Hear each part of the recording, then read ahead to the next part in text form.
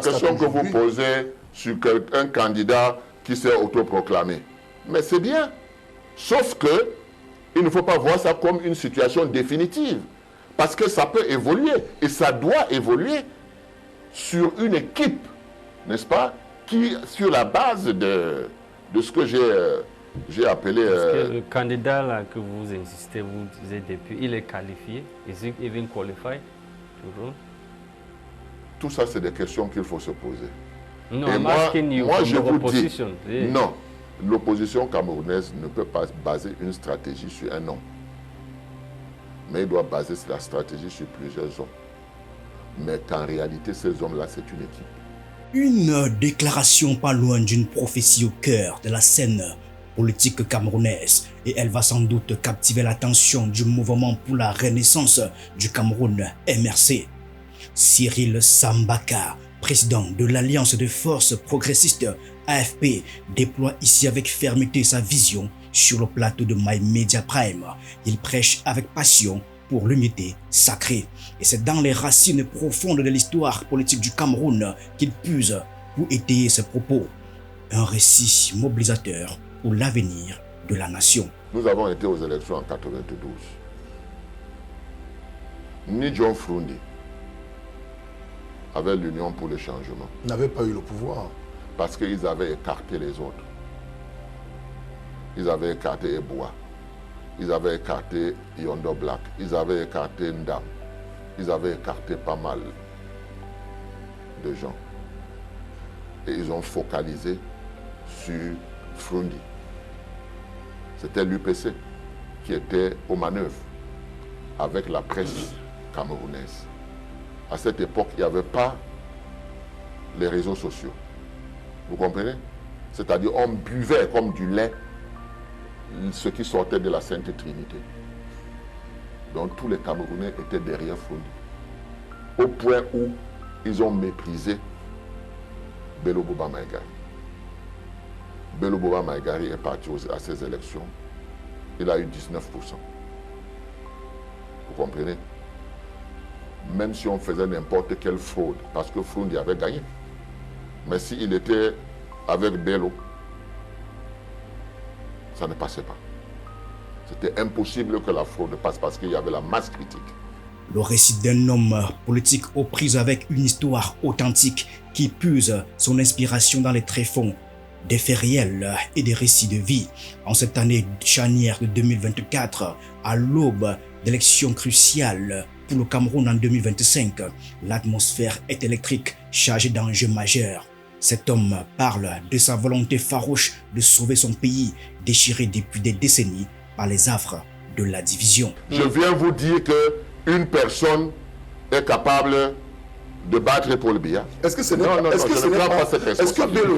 n'est pas Bello qui s'était écarté dans une vous étiez là? Non, d'après d'autres récits. Non, je vous dis non.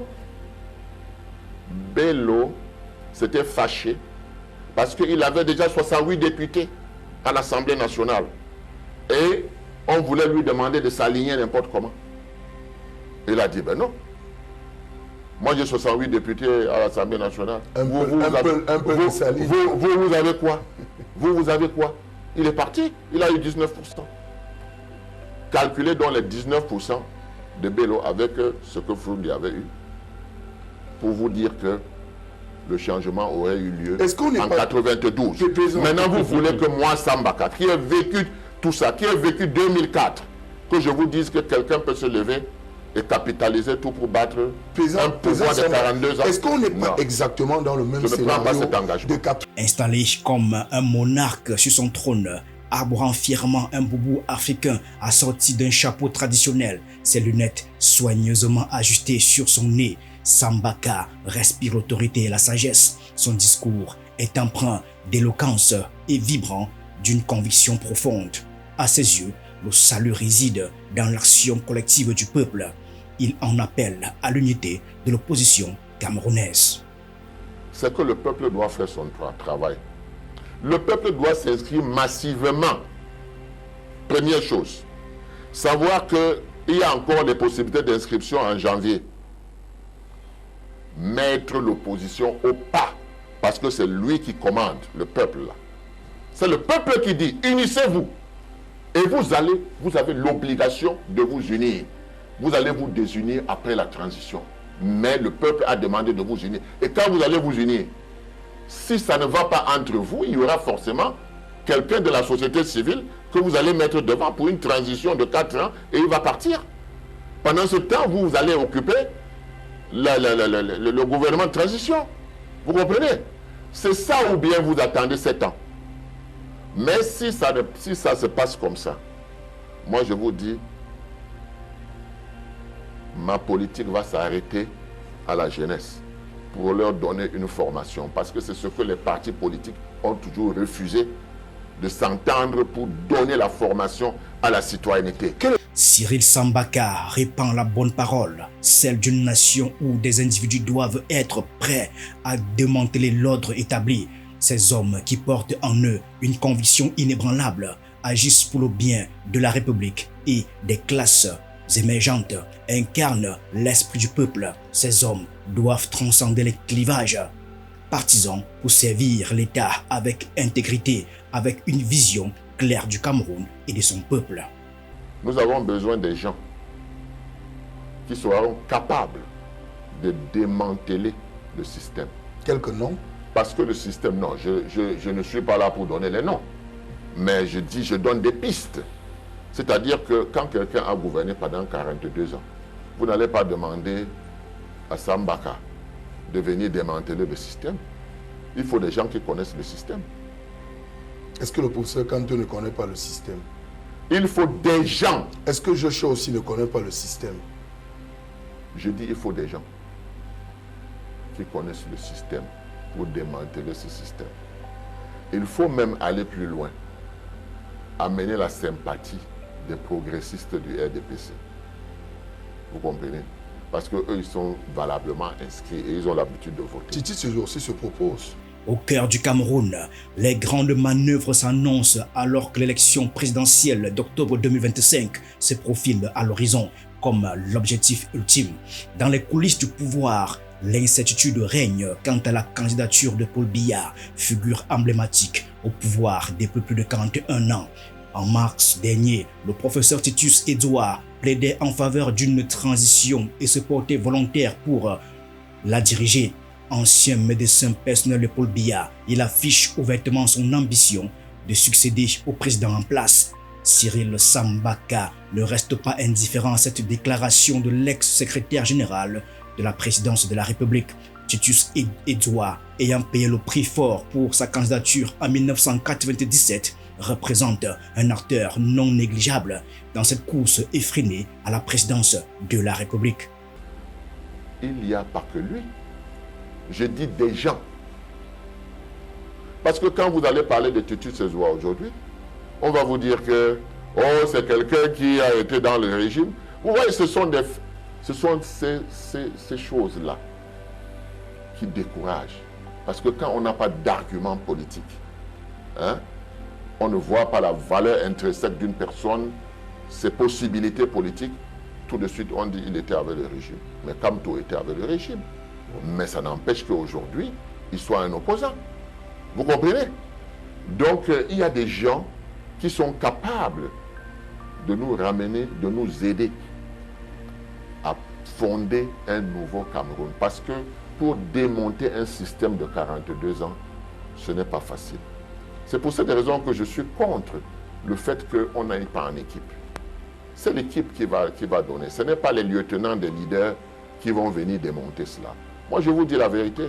Le véritable amour pour son pays réside dans le patriotisme. Cette flamme ardente qui anime l'âme de chaque citoyen. Pour Sambaka, il est indéniable qu'un véritable patriote ne peut voir son pays progresser s'il néglige ne serait-ce qu'un seul de ses concitoyens. Cet acharnement profond envers sa nation est une source d'inspiration inépuisable, un moteur pour œuvrer au bien-être du peuple. Il croit fermement en la possibilité d'un changement transformateur ancré dans l'unité et la solidarité. Sinon, l'opposition se doit de rendre des comptes au peuple souverain. Écoutons-le. Donc pour moi, la démocratie, la politique, c'est d'abord l'amour de son pays. il faut aimer son pays. Et quand on aime son pays, ça veut dire qu'on aime son prochain, le Camerounais. Vous voyez? Et qu'on veut travailler pour le bien de tout le monde. Ça ne se déclare pas, ça se voit par les actes. Est-ce que le changement était possible dans cette foulée, dans vos Le changement en 2025? est possible à tout moment et en 2025, le changement est possible. Si le changement n'a pas lieu, l'opposition doit rendre compte au peuple. Voilà tout ce que moi j'ai dit. Parce que nous sommes fatigués. Nous faisons comme si nous ne savons pas ce qu'il faut faire. On a quand même 30 ans d'expérience et d'échecs. Nous n'allons pas recommencer les affaires de Frundi. Qu'est-ce que Frundi a fait bien? Il n'y avait pas de réseaux sociaux, il n'y avait pas tout ça. On nous a fait boire n'importe quoi. Tout le monde était derrière Frundi. Tout le monde a voté Frundi. Hein? Mais ils ont fait une erreur. Parce qu'ils n'ont pas pu coloniser Ebois, ils n'ont pas pu coloniser Ndamjoya, ils n'ont pas pu coloniser Beloboba Mangari. Et vous voyez ce que ça a donné. Cyril Sambaka lance un appel vibrant à l'établissement d'un pacte républicain. L'ancien membre de l'Union démocratique du Cameroun UDC aspire à une collaboration entre les différents partis politiques de l'opposition. Ce pacte repose sur un socle des valeurs fondamentales conçues pour transcender les clivages politiques, religieux ou philosophiques et unir les communautés dans un élan commun. Dans cette lutte acharnée pour la présidence de la République, il est impératif de restaurer les fondations fragilisées d'un Cameroun meurtri, de reconstruire tout l'édifice social menacé par les vents contraires du temps. Maintenant, quand on a vécu tout ça comme moi, je ne veux même pas qu'une demi-voix soit en marche. Je veux capitaliser tout. Et comment on capitalise tout? Par un pacte républicain. Vous comprenez? Il vaut mieux supporter 4 ans avant d'être président que de supporter 7 ans. Parce que les 7 ans, ce n'est pas vous qui serez aux affaires. Mais les 4 ans, vous serez déjà aux affaires. Vous aurez les libertés d'implanter. Vous aurez les libertés, n'est-ce pas, d'association. Vous serez au gouvernement. Et vous aurez l'apprentissage pour vos militants. L'école de formation. Avant les 4 ans, vous serez un parti solide. Vous allez prendre la présidence de la République. Si vous ne faites pas ça, vous attendez encore 7 ans, non? Mais vous ne serez même pas au gouvernement. Et les Camerounais vont être fatigués. Parce que le gouvernement ici ne va rien changer à leur vie. Rien. Parce que si tu n'as pas pu changer la vie des Camerounais en 40 ans, ce n'est pas les 7 ans qu'on va te donner qui va permettre de changer quoi que ce soit. En 2020, le mouvement pour la renaissance du Cameroun, dirigé par Maurice Kamto, avait pris la décision de ne pas s'engager dans les élections municipales et législatives du 9 février. Le choix du MRC de boycotter ces élections est encore aujourd'hui critiqué comme anticonstitutionnel par certains opposants politiques. Selon Cyril Sambaka, cette stratégie s'est avérée contre-productive. En 2020, il y a eu vraiment des problèmes. Parce que le fait que le MRC ne soit pas allé aux élections de 2020, ça a été une vraie entorse. Pourquoi je le dis? Je le dis parce que je me rappelle, j'étais sur un plateau de télévision avec un membre du MRC qui disait qu'il faut boycotter les élections. Moi, j'étais encore le premier vice-président de l'UDC et je lui disais, je veux bien vous comprendre, mais écoutez, moi, j'ai 8 mairies à gérer, n'est-ce pas? J'ai des députés à l'Assemblée nationale. Qu'est-ce que je fais? J'ai dit aux populations, bon, je vous abandonne entre les griffes du lion et je vous reviens 5 ans après. Et je vais vous revenir 5 ans après sans pouvoir être candidat aux élections présidentielles. Je l'ai dit sur un plateau. Le MRC avait justifié son appel au boycott en mettant en avant les crises post-électorales de 2018 et anglophones en cours, le parti avait jugé que sa participation au scrutin du 9 février aurait alimenté davantage ces crises et accentué la division nationale. En effet, le MRC considérait qu'il était impossible d'organiser des élections crédibles dans les régions anglophones, notamment au nord-ouest et au sud-ouest à ce moment-là. Selon l'analyste Sambaka, il estime que si le régime en place venait à chuter face à une opposition unie, la résolution de la crise anglophone serait envisageable. On l'écoute une fois de plus. Le nord-ouest et le sud-ouest, c'est bloqué. Vous le savez. Vous prenez donc les mairies ailleurs, les députés ailleurs. Avec quel objectif? De faire en sorte que le pouvoir en place tombe. Parce que si le pouvoir en place tombe, vous pouvez être sûr que si on doit rebâtir, la guerre du Nozo va s'arrêter le même jour. Parce que tous les acteurs seront là pour définir le nouveau Cameroun. Nous aurons des historiens, des anthropologues. Ce qui nous divise aujourd'hui va nous réunir parce qu'on se rendra compte que nous ne sommes pas des Anglais ni des Français. Il y a eu avant des Allemands, des Portugais. Vous comprenez? Et quel est l'héritage qu'on a tiré de ces gens et quel est notre propre héritage? Tout ça, ça doit se discuter. Nous avons des anthropologues camerounais, nous avons des historiens et tout ça. À l'aube d'une période cruciale de son histoire politique, le Cameroun se trouve à un carrefour décisif où l'espoir d'une population démunie est en péril. Les fléaux de la vie chère, du niveau de vie élevé, de la pauvreté et du chômage rongent la société, alimentant le mécontentement généralisé. Une bouffée d'air frais et de renouveau est impérieusement nécessaire pour le pays. Dans ce climat marqué par le pillage des ressources de l'État et le gaspillage des biens publics, Cyril Sambaka soutient que seule une opposition unie peut offrir une issue à tous les maux dont souffre la population. La question qui se pose désormais est de trouver la voie juste pour libérer le peuple de ce système politique délétère qui perdure depuis plus de 40 ans. On l'écoute. C'est pour ça que j'ai dit que si on fait la politique, il faut d'abord aimer son pays. Il faut être un patriote. Parce qu'on travaille pour l'intérêt général. Où est l'intérêt général là-dedans? Que quand ils ont déjà fait des gabégies, ils vous disent que même celui qui ne fait rien doit payer l'impôt. Vous croyez que ça, c'est aimer le Cameroun? Non, soyons sérieux. Parce que voilà les élections qui arrivent dans l'année prochaine. Il ne faut détester personne. Mais il faut dire, vous avez fait, vous avez montré vos limites. Il faut qu'on fasse autrement. Mais faire autrement, ce n'est pas l'alternance, c'est l'alternative qu'il faut bâtir. Face à ce qu'il qualifie de néocolonisation, il est impératif de construire une alternative. Les troubles au sein du paysage politique sont manifestes. Le fossé se creuse entre les gouvernants et les gouvernés. Les défis sociaux persistent, voire s'aggravent. Dans ce contexte, l'horizon semble obscur, voire lugubre. Les acteurs politiques semblent démunis, incapables de saisir les enjeux de la société. Ils semblent impuissants, dépassés par les événements avec des mesures inefficaces et des projets inexistants. Leur pouvoir semble leur échapper. Qui détient alors les clés du fonctionnement de notre société? Parce que nous avons ce problème. Nous n'avons pas connu autre chose.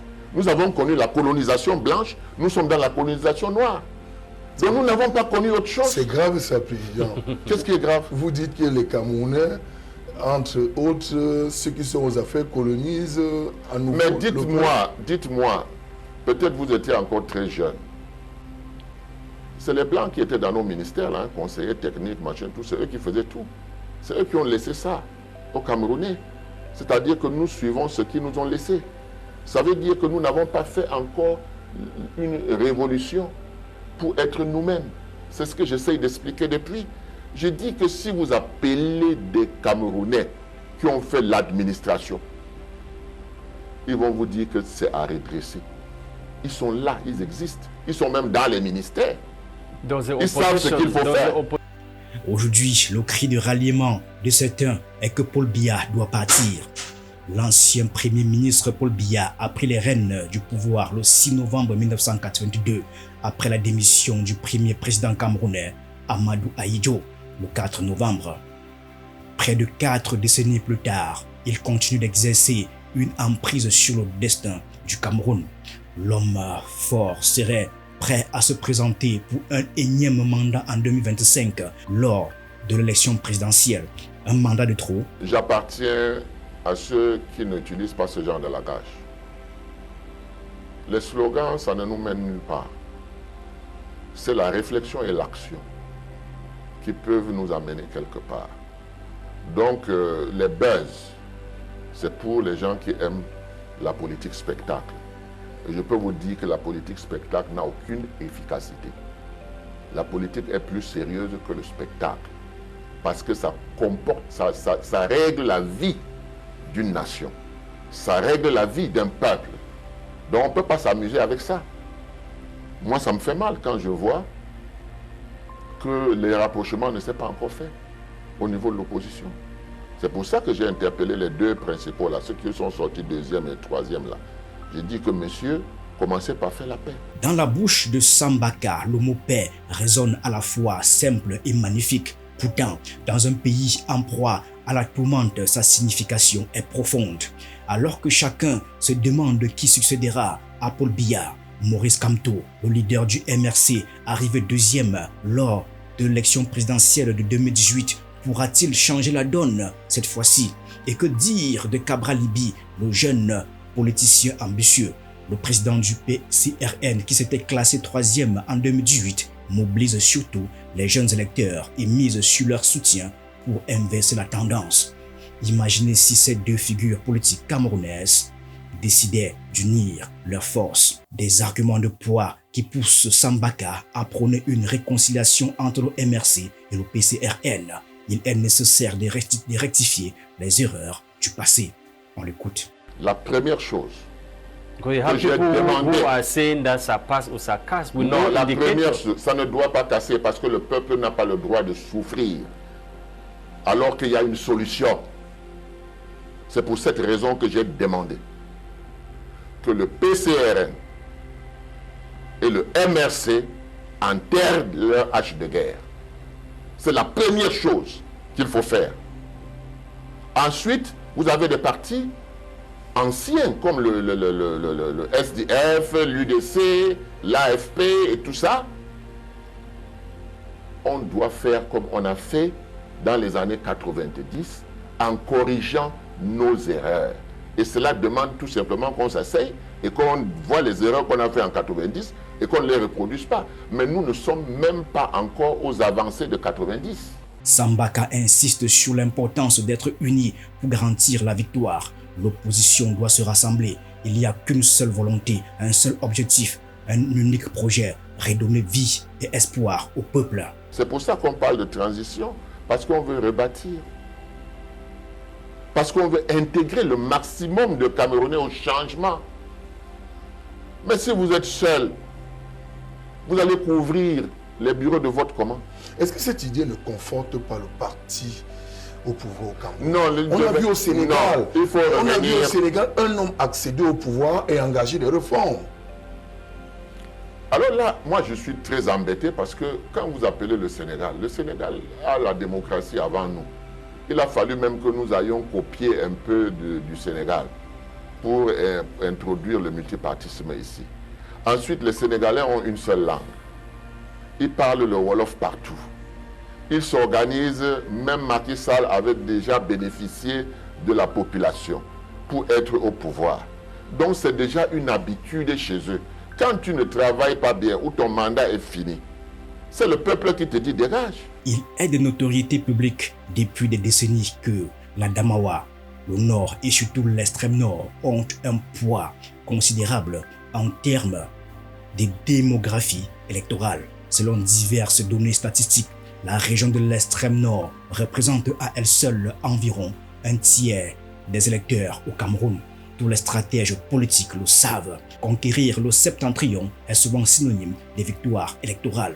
Le RDPC, parti au pouvoir, a bien saisi cette réalité et a accordé une attention particulière depuis des décennies à ce qu'on appelle communément le Grand Nord. Cette région suscite désormais toutes les convoitises, notamment en prévision des élections de 2025, en particulier la présidentielle.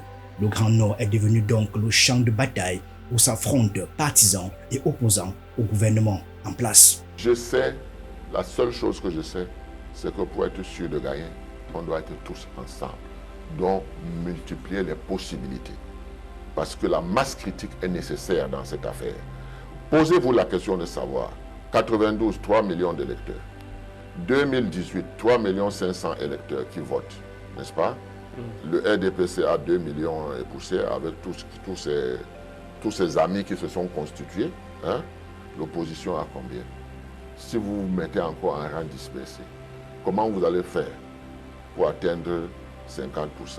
Quand vous regardez seulement le nord du Cameroun, vous représentez l'électorat qui est là-dedans. Si le nord dit qu'il soutient le RDPC, c'est déjà un handicap sérieux pour que ici, dans Douala et Yaoundé, qu'on continue à se diviser. Cependant, il est indéniable que l'opposition est actuellement fragmentée entre l'Alliance politique pour le changement et l'Alliance pour une transition politique. La lutte se joue au niveau des coalitions. Qui, entre l'APC et l'ATP, émergera comme la principale force de l'opposition? Il semble prématuré de le déterminer à ce stade. Pour Sambaka, il est crucial de travailler ensemble pour être pleinement représentés à la même table. Si l'opposition montrait bonne figure, je vous jure, j'ai entendu M. Bello Bouba dire qu'il est d'accord avec le pacte républicain. Mais il est encore au gouvernement, hein, ici. Et alors, on peut être au gouvernement et adouber le pacte républicain, par exemple. Mais le pacte républicain, il faut le faire. Est-ce que vous me comprenez bien? Donc, quand vous allez voir l'électorat du Grand Nord, vous allez voir l'électorat du Nord-Ouest, du Sud-Ouest, vous allez vous rendre compte que nous sommes en train de nous battre sur la ville de Douala-Yaoundé. Ah oui, il faut faire des analyses claires dans ces affaires. Nous avons besoin d'être tous, parce que nous, on devrait être là maintenant, à aller voir Bello Bouba Maïgari et les autres, pour que on puisse être dans une même dynamique. Tout débute par les inscriptions sur les listes électorales où le peuple détient le pouvoir de décider de son destin. À l'heure actuelle, le fichier électoral compte un peu plus de 7 millions d'inscrits selon les données de l'ECAM. La clé du succès réside dans l'utilisation des stratégies efficaces pour garantir la victoire. La division ne mène pas à la réussite électorale. C'est en restant unis que celle-ci peut être assurée. Sambaka souligne cette importance. Nous avons fait un bloc qu'on appelle le bloc uni et solidaire. Oui. À l'effet de rassembler tout le monde. C'est ça qui est important pour nous. Vous avez compris? Ne demandez pas à Sambaka d'aller attirer l'animosité en allant dans un camp ou dans un autre. Nous sommes tous de l'opposition, nous devons être sur la même table. Voilà ce que nous on dit. Et nous allons œuvrer pour qu'on soit sur la même table. Et qu'au-delà, qu'on aille vers d'autres qui hier étaient avec le parti au pouvoir et qui peuvent There are other strong movements coming from the north. C'est ça qu'on appelle une stratégie politique. There are other Ce que vous me dites là, ça se limite à Douala et Yaoundé. Dans un contexte où les élections libres et transparentes suscitent des doutes, plusieurs scrutins récents ont été entachés de violences post-électorales et de suspicions de fraudes importantes. Les élections de 2018 et 2020 en sont des exemples marquants, largement médiatisés et renforçant l'idée que le processus électoral au Cameroun souffre de dysfonctionnement et que le pays n'est peut-être pas encore prêt pour une telle démarche. C'est pour ça que les Camerounais doivent s'inscrire massivement. Parce que quand ils vont s'inscrire massivement, ils vont dicter leurs lois.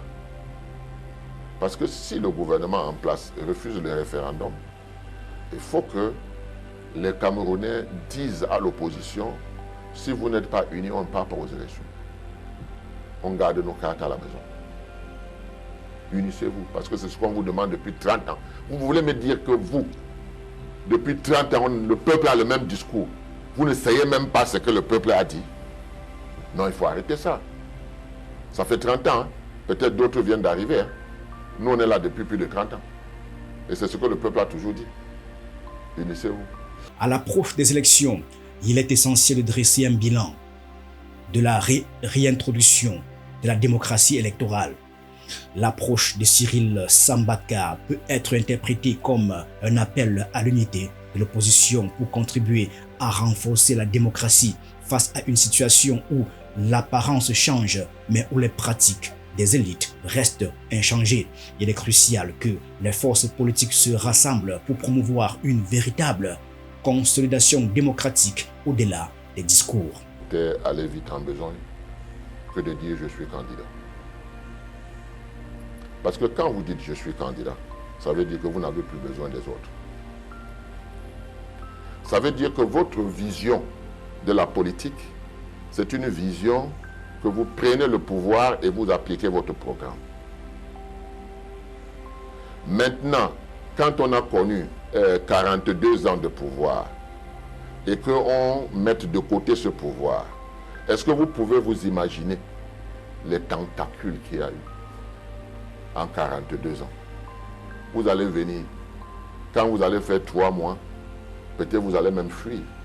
C'est une équipe qui règle ce genre de problème. Ce n'est pas un individu. Vous comprenez, hein?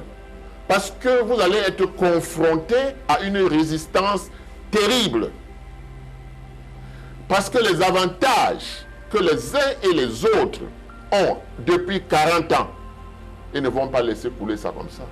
Chers abonnés, nous tenons à exprimer toute notre gratitude pour votre confiance et votre fidélité indéfectible à chaque fois que nous publions des nouvelles vidéos. Votre soutien est notre moteur et nous encourage à aller de l'avant. Restons connectés pour découvrir ensemble les prochaines chroniques politiques qui ne manqueront pas certainement de susciter réflexion et débat. Votre engagement est précieux et nous vous donnons rendez-vous très bientôt pour explorer de nouvelles perspectives sur l'univers politique du Cameroun. Merci encore pour votre soutien continu. Il est notre plus grande motivation. Allez, à très bientôt.